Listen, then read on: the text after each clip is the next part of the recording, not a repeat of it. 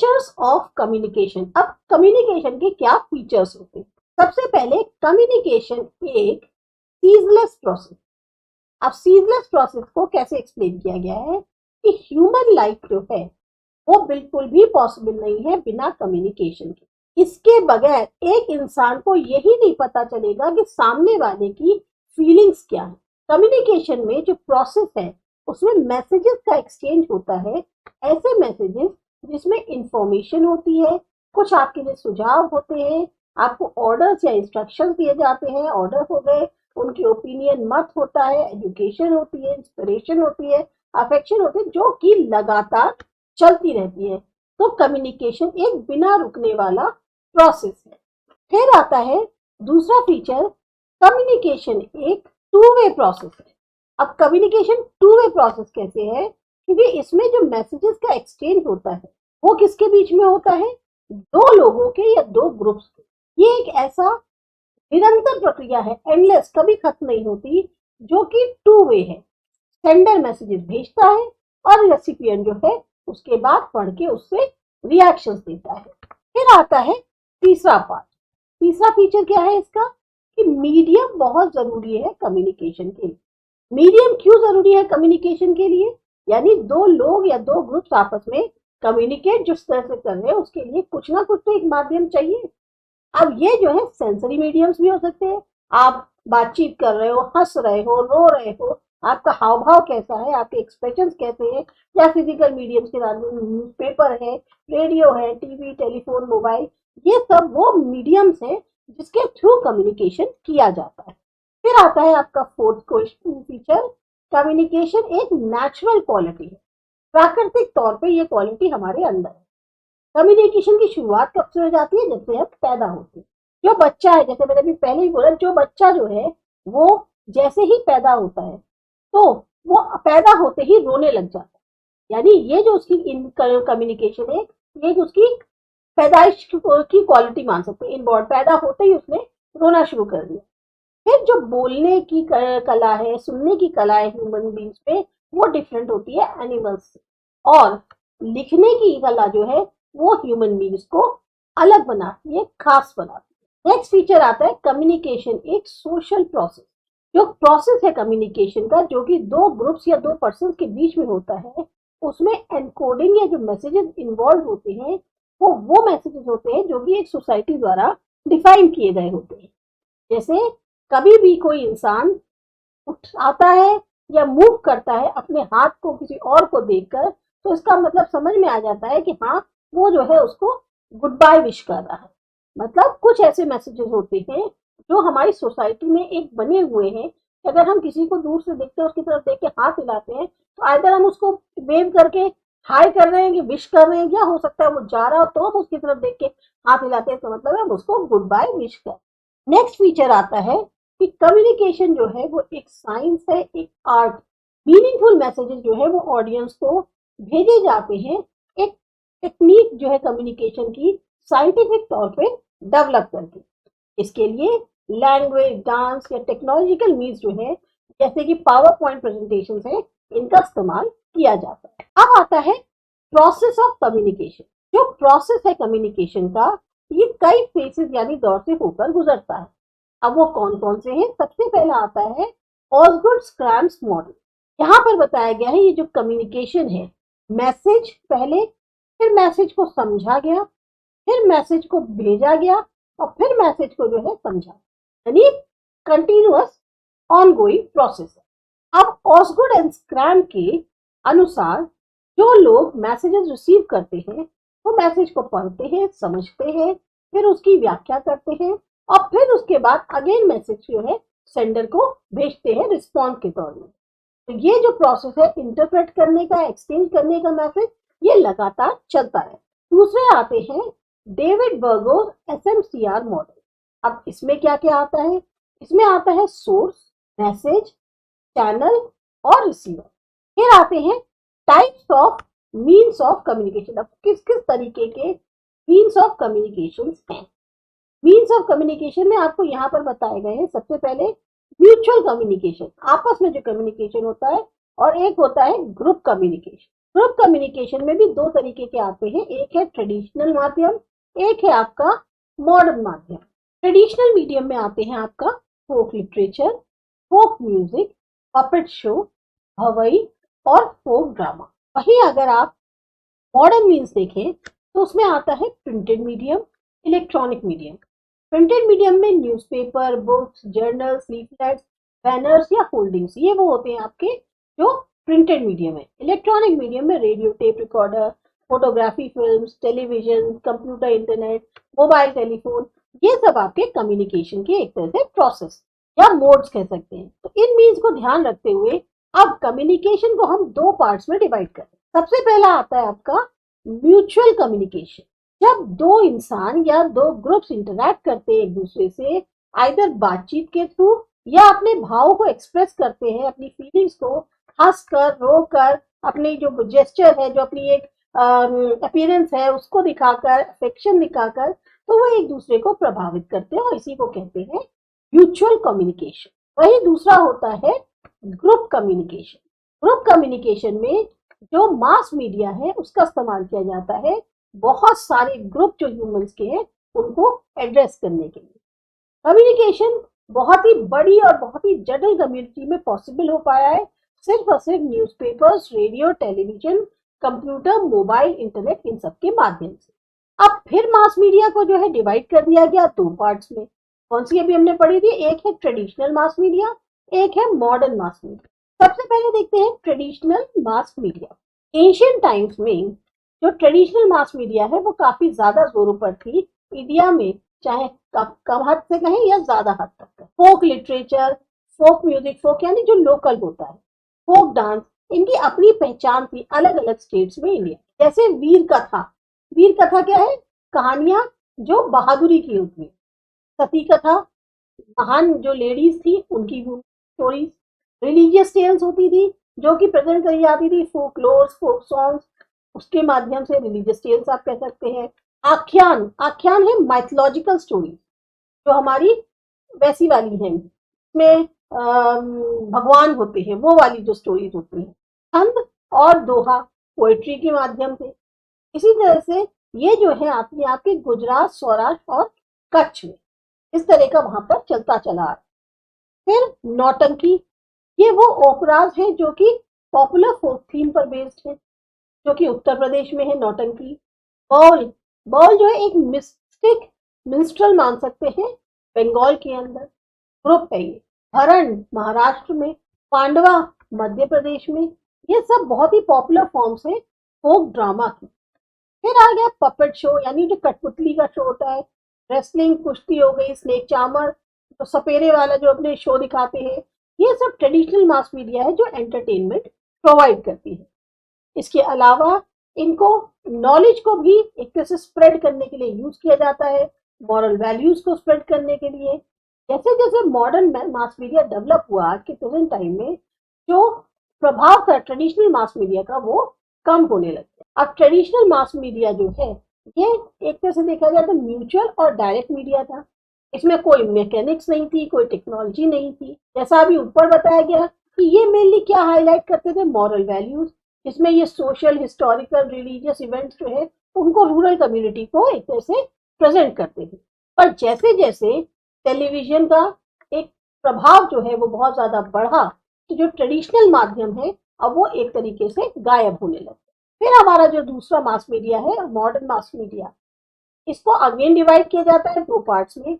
एक है print media और दूसरा है इलेक्ट्रॉनिक मीडिया। प्रिंट मीडिया में आपके आते हैं newspapers, books, journals, posters, hoardings, leaflets. वही इलेक्ट्रॉनिक मीडिया में आते हैं radio, photography, films, television, computer, mobile, internet, जिसके बारे में अभी हमने ऊपर पढ़ा। यहाँ आपको एक इमेज भी दी गई है जिसमें आपको सोशल मीडिया के बारे में बताया गया है, जो इंटरनेट पे आजकल आप जो है बहुत ज्यादा देखते हैं। तो आप सबसे पहले बात करते हैं प्रिंट मीडिया। जो कंप्लीट प्रिंटिंग सिस्टम है उसको डेवलप किया गया था गुटेनबर्ग के द्वारा 1440 में जर्मनी में। इससे क्या हुआ, जो प्रिंटिंग है हजारों कॉपीज की, वो पॉसिबल हो पाई। शुरुआत में क्या था कि जो न्यूज़पेपर प्रिंट होते थे वो छोटी छोटी लीफलेट्स की फॉर्म में होते थे। फिर धीरे धीरे उन्होंने जो आज की डेट में हमें जैसा न्यूज़पेपर मिलता है ऐसी शक्ल उन्होंने इख्तियार करी। प्रिंटिंग जो है, हैंड रिटन मैन्युस्क्रिप्ट जो थी उनकी भी शुरू हो गई। तो हम ये कह सकते हैं ये एक शुरुआत थी एक मॉडर्न एज की, जिसमें मैकेनिक्स और टेक्नोलॉजी का इस्तेमाल हो रहा है। जो इतिहास है न्यूज़पेपर्स का इंडिया के अंदर, उसकी शुरुआत हुई जब सबसे पहला इंग्लिश न्यूज़पेपर 1780 में छपा, जेम्स ऑगस्टस हिकी, जिसका नाम दिया गया बंगाल गैजेट। और ये जो है फिर वीकली बना। इंडिया का पहला डेली न्यूज़पेपर था कोलकाता गैजेट। इंडिपेंडेंट इंडिया में एक कंपनी जिसका नाम था यूनाइटेड न्यूज ऑफ इंडिया, इसको स्टैब्लिश किया गया, जिसमें इसको जिम्मेदारी दी गई कि ये जो है जो भी न्यूज है उनको एक तरह से स्प्रेड करेगी। Press trust of India PTI, इसको स्टैब्लिश किया गया 27 अगस्त 1947।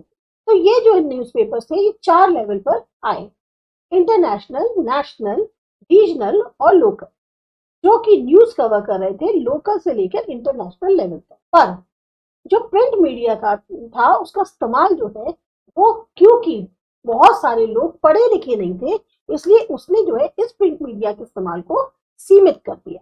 प्रिंट मीडिया में text books, scriptures, novels, poetry, drama, इन सब का बहुत इंपॉर्टेंट रोल रहा as a medium of communication. Digital technology के कारण, जो कि लिंक्ड है कंप्यूटर से, वीबा प्रिंटिंग टेक्नोलॉजी, इसका अंत हो गया। डिजिटल टेक्नोलॉजी ने जो वर्क था प्रिंटिंग का, फोटो कॉपिंग का प्रिंटर्स के थ्रू, वो बहुत आसान कर दिया और बहुत फास्ट कर दिया। फिर जैसे जैसे टेलीविजन, कंप्यूटर, इंटरनेट, स्मार्टफोन, इन सब का जो इस्तेमाल है वो बढ़ता चला गया, उससे लोगों की जो न्यूज़पेपर, बुक्स या जर्नल्स पढ़ने की हैबिट थी वो धीरे धीरे कम हो गई। नेक्स्ट आता है हमारे पास इलेक्ट्रॉनिक मीडिया। इलेक्ट्रॉनिक मीडिया में आपके आते हैं radio, photography, film, television, computer, internet, smartphone, ये सब आपके इलेक्ट्रॉनिक मीडिया में आते हैं। सबसे पहले देखते हैं रेडियो। रेडियो का जो इन्वेंशन हुआ था वो हुआ था 1921 में एक इटालियन साइंटिस्ट मैक्रोनी के द्वारा। सबसे पहला रेडियो स्टेशन इंग्लैंड में स्टैब्लिश किया गया।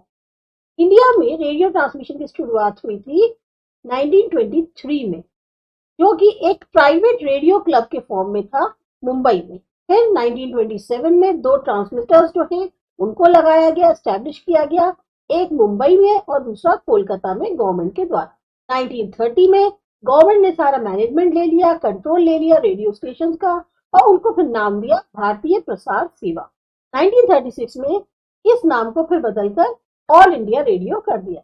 1957 में इसको आकाशवाणी नाम दिया गया। इसको मैनेज कर रहे थे ministry of information and broadcasting. तो आज की डेट में इंडिया में 187 रेडियो स्टेशन हैं, 180 ट्रांसमीटर्स हैं, जो कि लगभग 83% एरिया कवर करते हैं और 96% पॉपुलेशन इंडिया की कवर करते हैं। रेडियो बहुत ही इफेक्टिव मीडिया माना गया है, क्योंकि ये ऐसा नहीं है कि किसी की इस तक पहुंच नहीं है, और ये इंटीरियर पार्ट्स तक भी पहुंच सकता है। मतलब कि जो बहुत ही ऐसे इलाके हैं जहां पर सिग्नल्स नहीं आते, वहां पर भी जो रेडियो है वो एक ऐसी चीज है जो आसानी से आपको वहां पर सिग्नल्स कैच कर लेता है।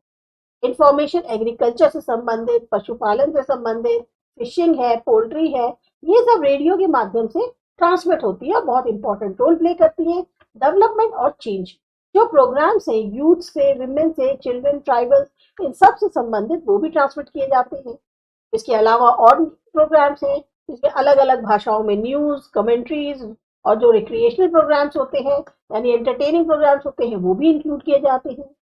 पहले क्या था, रेडियो रखने के लिए लाइसेंस की जरूरत होती, पर जैसे जैसे टेक्नोलॉजी की फील्ड में क्रांति आई, एफएम रेडियो आ गया, तो जो प्रोसेस था ट्रांसमिशन का और फॉर्म ऑफ रेडियो प्रोग्राम्स का, उसमें काफी ज्यादा बदलाव आ गया है। दूसरा आता है फोटोग्राफी।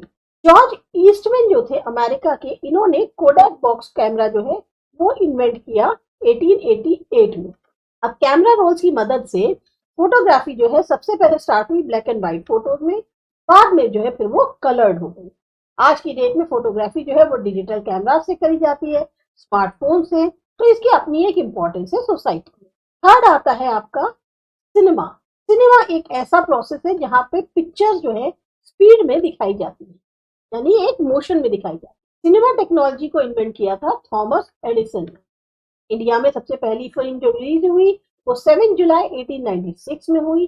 दादा साहब फाल्के कंट्रीब्यूशन जो इंडियन फिल्म इंडस्ट्री के लिए है वो बहुत रिमार्केबल माना जाता है और इसीलिए एक अवार्ड भी जो है इन्हीं के नाम पर रखा गया है, जिसको बोलते हैं दादा साहब फाल्के अवार्ड, जो कि खास तौर से फिल्म पर्सनालिटीज को दिया जाता है उनके कंट्रीब्यूशन के लिए इंडियन सिनेमा में। 1948 में इंडियन फिल्म डिवीजन जो है उसका गठन हुआ मुंबई में। 1952 में Central Board of Film Certification CBFSC इसको गठन किया गया। अब बहुत जरूरी था, मैंडेटरी था कि आपको एक सर्टिफिकेट बोर्ड से लेना पड़ेगा कोई भी फिल्म को रिलीज करने से पहले। अब फिल्म क्या डिस्प्ले करती है, बहुत ही अलग अलग पहलू सामाजिक जिंदगी के। फिर जैसे जैसे मल्टीप्लेक्सेस आते चले गए, जो अट्रैक्शन था सिनेमा के प्रति वो बढ़ने लग गया। आज की डेट में भी ये सबसे पॉपुलर सोर्स माना जाता है एंटरटेनमेंट का।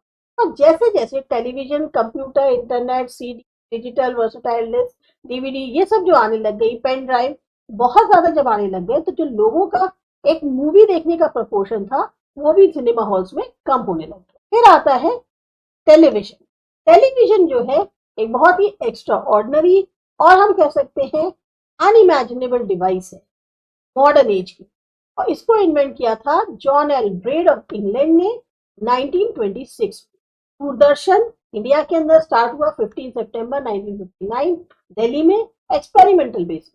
टीवी सेंटर खुला 1972 में, जो लाइव टेलीकास्ट हुआ एशियन गेम्स का, जो कि होस्ट किया गया इंडिया के द्वारा 1982 में। तब कलर टीवी इंट्रोड्यूस हुआ। मेन एम क्या था दूरदर्शन का, वो था नेशनल डेवलपमेंट करना, अपनी इंफॉर्मेशन को स्प्रेड करके, जो कि खास तौर से rural development, agriculture development, education, awareness इसके थ्रू लिए क्रिएटेड थी या इससे रिलेटेड थी।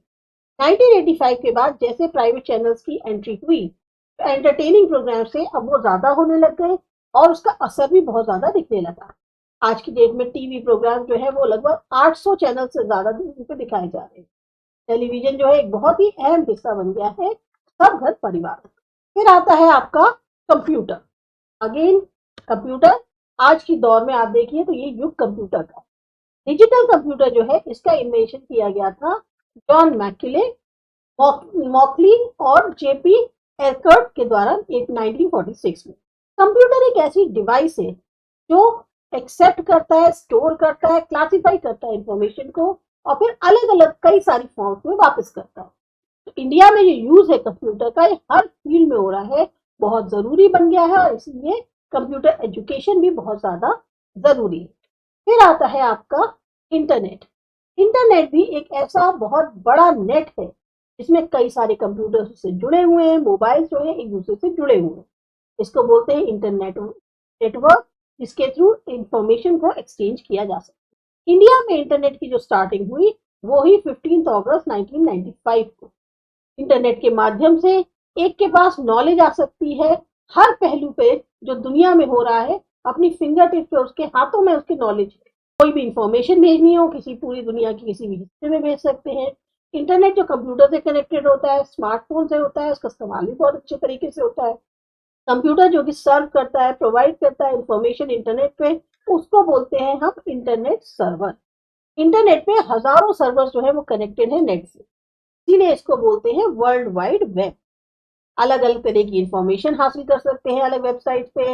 ई गवर्नेंस, ई बैंकिंग, ई शॉपिंग, ई कॉमर्स ये सब बढ़ता चला जा रहा है। इसके अलावा इंटरनेट जो है वो यूज किया जाता है education, health, railways, airways, recreation इन सब में। फिर आता है मोबाइल। अब मोबाइल की शुरुआत कब हुई थी? मोबाइल सर्विस शुरू हुई 15 अगस्त 1995 में। स्मार्टफोन्स ने काफी अट्रैक्ट किया यंग लोगों को, जैसे और चीजें अट्रैक्ट करते हैं वैसे ये स्मार्टफोन ने भी अट्रैक्ट किया। इन मोबाइल में दोनों ही इंफॉर्मेशन और रिक्रिएशन अवेलेबल है कई सारी एप्लीकेशंस के माध्यम से, आसानी से भी और एक साथ। फिर इसके बाद आपका जो टॉपिक है वो है इम्पैक्ट ऑफ मास मीडिया, ये अगले वीडियो में करते हैं।